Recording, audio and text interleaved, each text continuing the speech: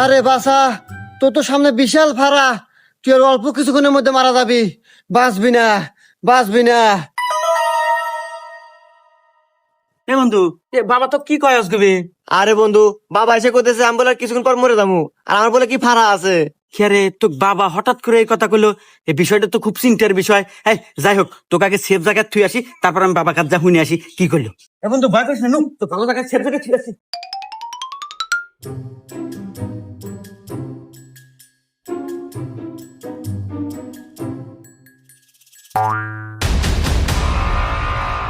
বাবা বাবা, আপনার নাকি কয়েছেন আমার বন্ধু কিছুক্ষণ পর মরে যাবো।